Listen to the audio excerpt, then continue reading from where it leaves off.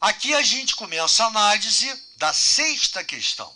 E o enunciado diz: observa-se que uma mistura aquosa saturada de HCl libera uma substância gasosa.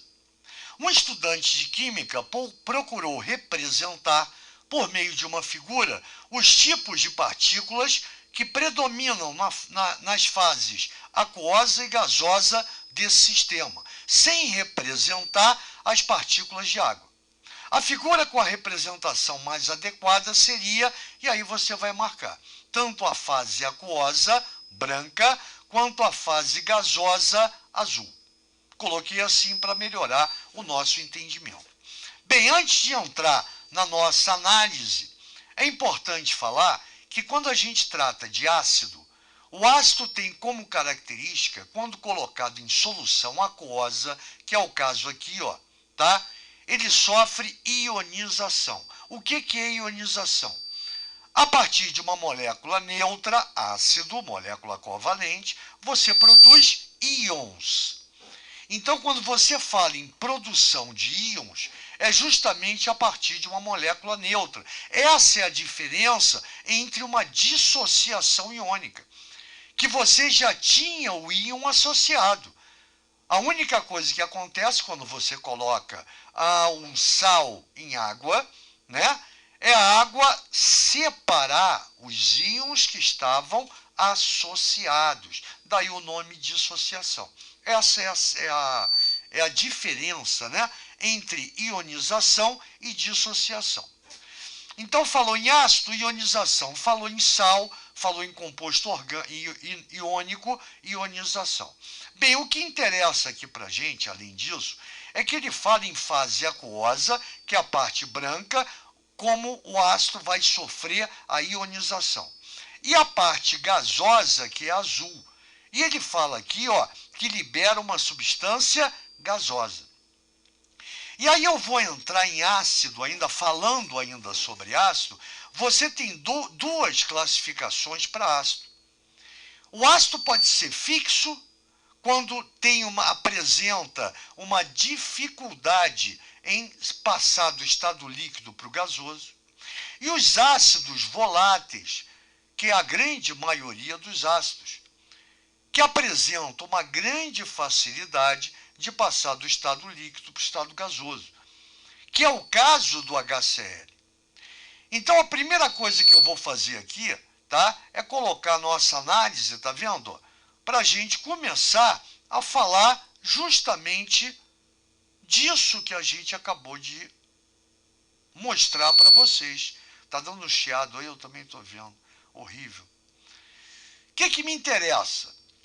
Primeira, em solução, como a gente já falou, existe a ionização. Então, se você tem um HCl, a água vai separar H+, que é o elemento menos eletronegativo, vai perder o elétron, vai se transformar no cátion H+, que é chamado de próton, lembra? E o Cl, que é o elemento mais eletronegativo da minha molécula, quando quebrar, né, quando ionizar, vai ficar com elétron de hidrogênio, daí ele ficar negativo. Então você, a partir de uma molécula neutra, você produz íons. Eu coloquei aqui, ó, ionização, produção de íons que não existiam anteriormente. Está vendo a molécula do ácido? Só vai se ionizar, produzir íons, quando colocado em água, em solução aquosa. Segunda coisa, quando o enunciado fala em mistura aquosa saturada, é porque você colocou dissolveu, né, um máximo de HCl na água, numa quantidade determinada de água. Além disso, você não consegue mais dissolver, perfeito? Então, saturada é isso, ela está com o máximo possível de concentração de HCl. E a outra coisa que a gente falou foi como um ácido volátil. O ácido volátil, ele produz vapor de HCl. Então, em solução, você vai ter H+Cl-, não pode ser aqui, porque não houve ionização. Aqui não existe, porque só tem um ânion, Cl-, tá vendo?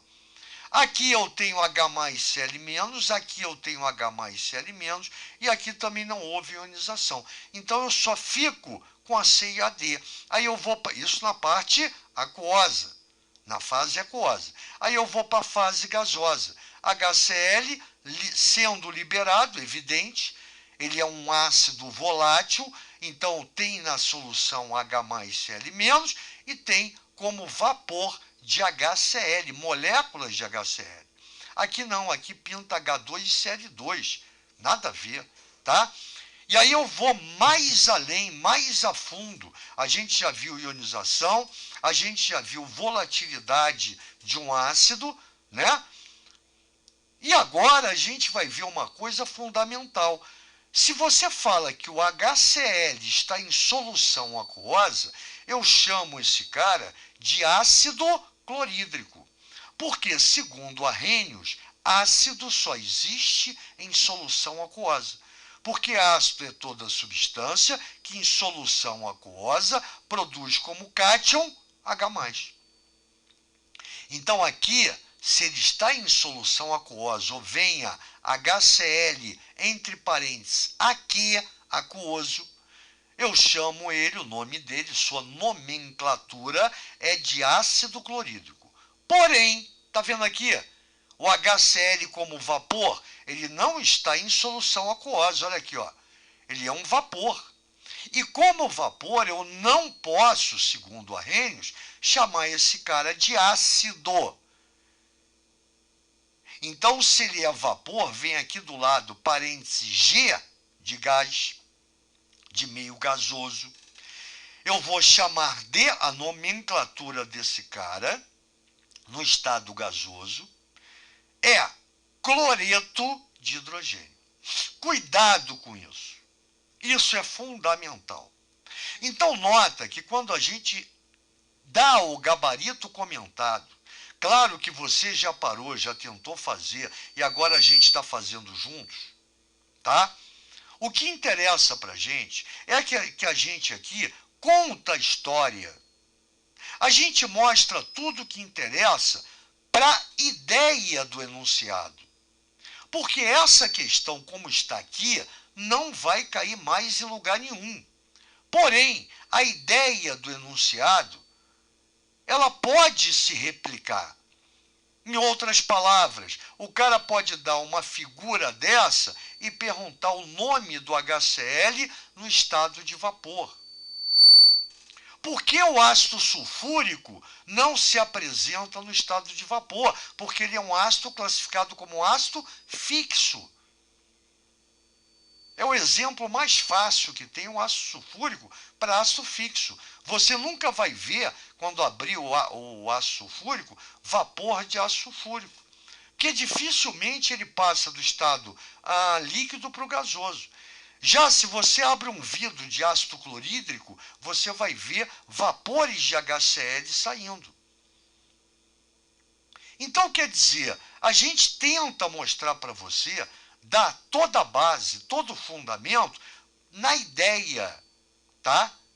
Privilegiando a ideia do enunciado. E qual é a ideia? É uma solução de HCl que sofre ionização e está mostrando para você que ele é um ácido volátil. Em cima dessa história, a gente falou de ionização, a gente falou de dissociação iônica, a gente está falando de classificação de ácidos fixos e voláteis, a gente está falando de nomenclatura, classificação dos ácidos, definição de ácido por Arrhenius.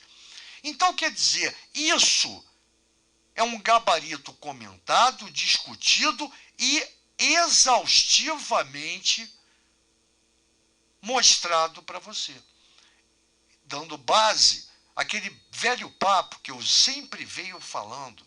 A gente dá base, a gente dá fundamento para que você consiga manter uma discussão. Manteve a discussão? Você consegue explicar? Você entendeu.